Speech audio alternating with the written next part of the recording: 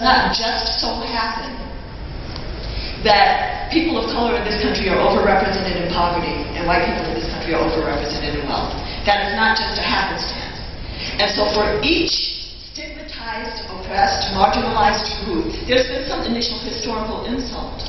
So for people of African descent, that was the kidnapping of West African people.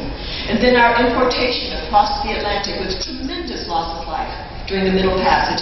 And then for the survivors, the coerced usury of our unpaid labor for centuries to build this country.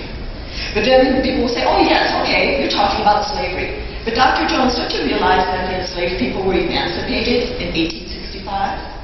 And that's 144 years ago? And all else being equal, the impact of slavery would have washed out by now? But the key phrase there is all else being equal. And all else has not been equal since 1865, and all else still is not equal today. And there are what I describe as contemporary structural factors which perpetuate that initial historical insult. So when people ask me, am I talking about racism or am I talking about social class? I say that institutionalized racism explains why we even see an association between social class and race in this country. I'd love to talk about that more, but I just have a few minutes for my remarks.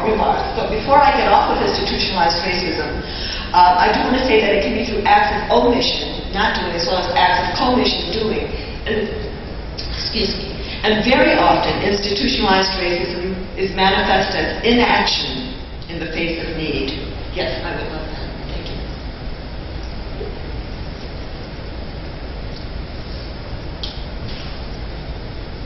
The other implication of what I've just said about the relationship between social class and racism is that a purely social class approach to fixing things would be good in the short term, but if we don't pay attention to the policies and the forces that are differentially shunting people into different classes, even if we were to equalize income today, in 20 years, if we didn't pay attention to those background forces, then we would probably find that we had reestablished in 20 years the kinds of disparities that we see today.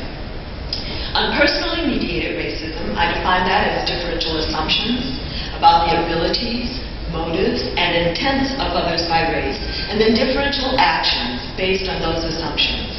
So that's what most people think of when they hear the word racism. You know, somebody did something to somebody. It includes the prejudice, which is the different idea, and the discrimination, which is the different action. And how can that impact health? Well, clearly police brutality, which okay, so I'm here at CDC, but anyway, just read the news. You write the news. I mean, so look at what happened in New York just last week within the police force, or, if somebody's pulled over for driving while black, and then, pulled out, interpreted as resisting arrest, hit upside their head. I mean, too many times we see evidence of assumptions made about people based on their race, which result in death or injury. Physician disrespect, which can be as subtle as a physician giving a patient or not giving a patient a full range of treatment options because the physician feels that the patient wouldn't comply or wouldn't understand or couldn't afford or whatever. Or it could be quite blatant, like sterilization abuse. Shopkeeper vigilance, where people are followed around in stores, or waiter indifference, you don't get respectful treatment. And how those things are part of the stresses of everyday racism.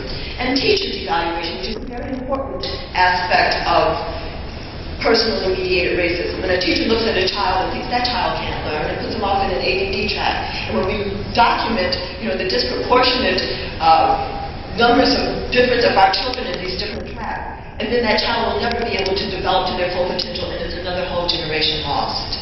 Personally mediated racism, like institutionalized racism, can be through acts of omission, not doing, as well as acts of commission, doing, and also it can be unintentional as well as intentional. That is, you do not have to have intended to be racist to have had a racist impact. The third level of racism that I describe, internalized racism, I define as acceptance by members of the stigmatized races of negative messages about our own abilities and intrinsic worth. Clearly, I'm talking about internalized racism in this definition from the point of view of the stigmatized races. Although many of my co-workers who are involved in anti-racism work also talk about the sense of entitlement that some white folks have. that it's also internalized racism, but I sort of put that into the institutionalized racism.